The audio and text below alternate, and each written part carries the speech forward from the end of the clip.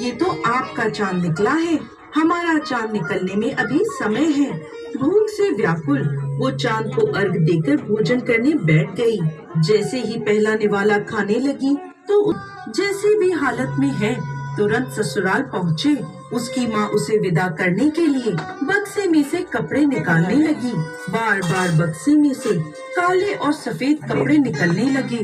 तब माँ घबरा गई और बेटी से बोली, बेटा रास्ते में जो भी छोटा बड़ा मिले उसके पैर छूती जाना, और जो कोई भी बूढ़ सुहागन होने का आशीर्वाद दे तो वही अपने पल्ले में गांठ बांध लेना।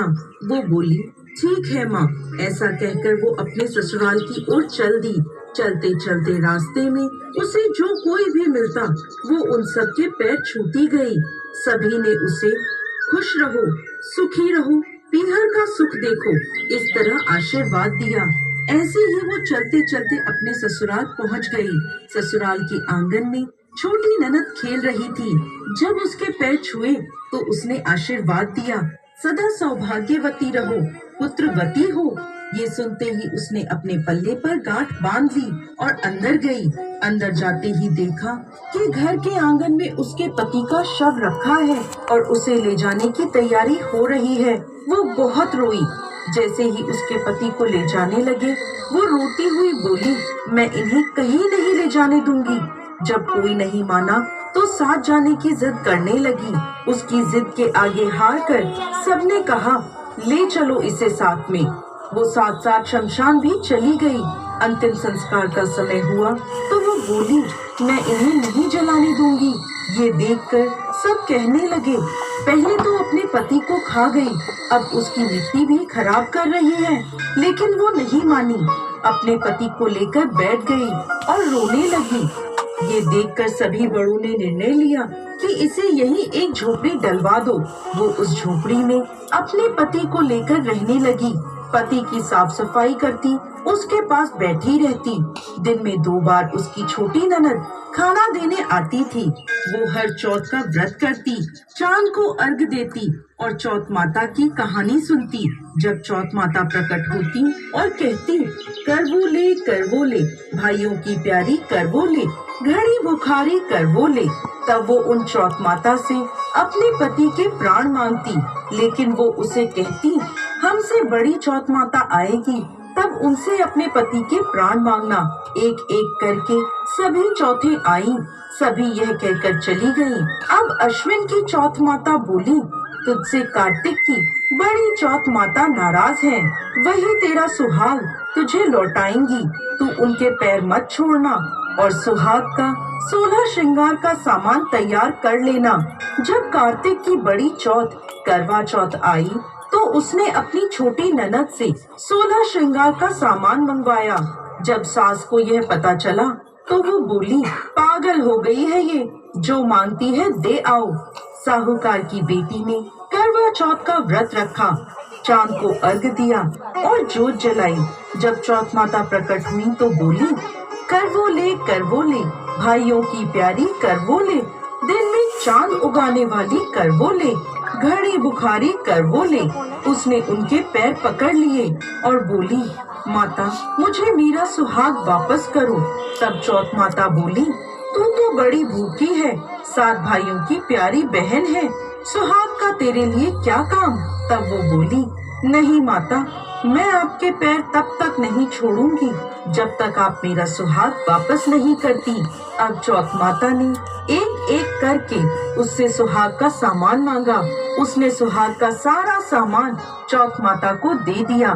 तब चौथ माता ने अपनी आँख से काजल निकाला, नाखूनों से मेहंदी निकाली, मांग से सिंदूर निकाला और उसे करवे में घोलकर छोटी उंगली का छींटा दिया, जिससे उसका पति जीवित हो गया।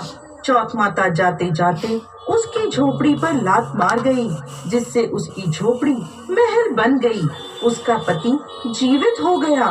जब छोटी ननद खाना लेकर आई तो देखा भाभी की झोपड़ी की जगह महल खड़ा है। वो दौड़ी दौड़ी छोटी ननद के पास गई और बोली, बाई साहब, आपका भाई वापस आ गया, जाओ सासू जी को कहो गाजे बाजे से हमें लेने आए। छोटी ननद दौड़ी दौड़ी माँ के पास गई और बोली, मामा, भाई जिंदा हो गया। माँ बोली, भाभी के साथ तेरा भी दिमाग खराब हो गया है। वो बोली, नहीं माँ, मैंने देखा है, सच में भाई जिंदा हो गया है। सभी घर वाले गाजे बाजे के साथ अपने बेटे को लेने पहुँचे। बेटे को जिंदा देखकर सास बहू के पैर छूने लगी और बहू सास के पैर छूने लगी। बहू बोली, माताजी, देखो आपका बेटा वापस आ गया। सास बोली, मैंने तो इस बेटे को साल भर पहले ही भेज दिया था। ये तो तेरे भाग्य से वापस आया है। हे चाक माता, जैसा दुख पहले साहूकार की बेटी को दिया, वैसा किसी को भी मत देना। और जैसे बाद में उसको सुहाग का वरदान दिया, वैसे ही इस कहानी को कहते, सुनते और हुंकार भरते सब पर कृपा करना। जय चौक माता।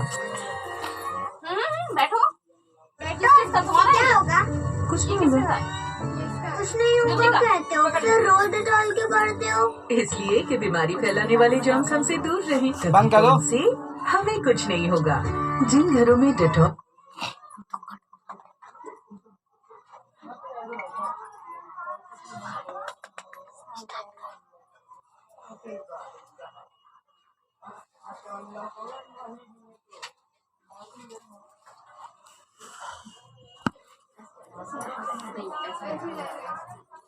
हाँ, इसको दो जो। ये ना ना ना ना, ये मेरा लो। हाँ, मुझे आराम से गिराओ नहीं, आराम से गिराओ नहीं। एक सीख है तो देख, एक पूरा एक कच्चा। गिनते जाना। तुम्हारे पास जब पहुंच जाएगा ना सब नहीं।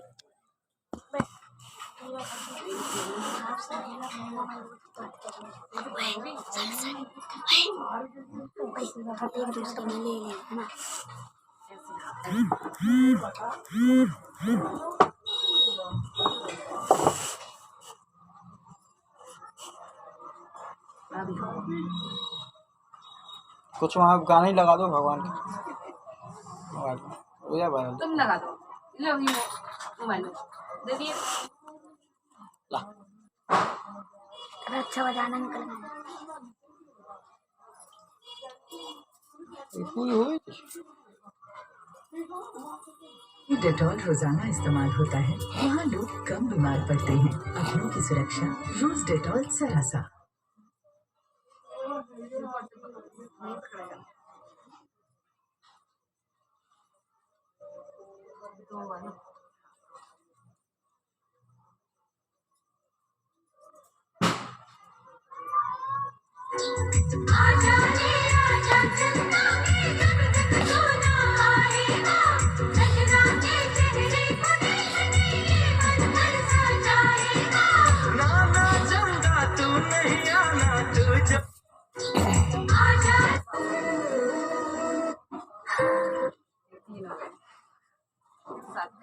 गाइस हमारे फ्री फायर में पूरे ये लोग अंकल फ्री फायर खेलते हो क्या? गाइस आज हमारे फ्री फायर। अरे मत लगाना आप, मैं ना थप्पड़ मार दूंगी।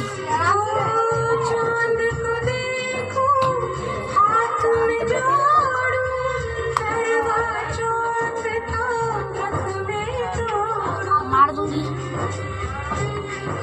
शांत रह ले बे। अंकल फ्री फायर वाला मत लगाओ ना, एक गाना बजाओ ना। नहीं, अब इनका क्लास जब पहुंचेगा तब पाना।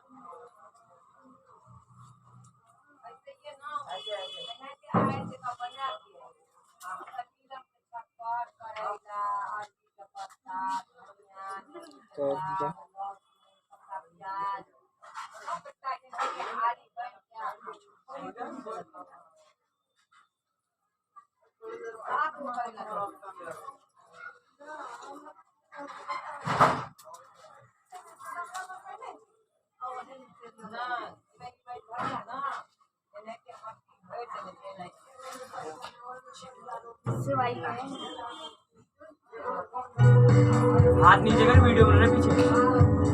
इसको बोल रहा भाई। सुहागन महिलाओं के लिए करवा चौथ का व्रत बहुत ही खास होता है। अंकल ये गाना बजा दो। गाने बजा रहे हो ना? वो कौन सा पहले वाला सबसे पहले पे बजाई? बोल दे भोजपुरी गाना बोल, नाम हाँ बोल जल्दी। भोजपुरी बोल देने को। बोल जल्दी नाम बोल। ये भी है करवा चौथ का गाना। भोजपुरी में बोला ना करवा चौथ का गाना। मैं बोलूँ अंकल? श्री गणेश का स्मरण करके साधना को ध्यान लगा, माता करवा चौथ की महिमा संजो आज रही है गाज से बड़े ही धूमधाम से अपने देश।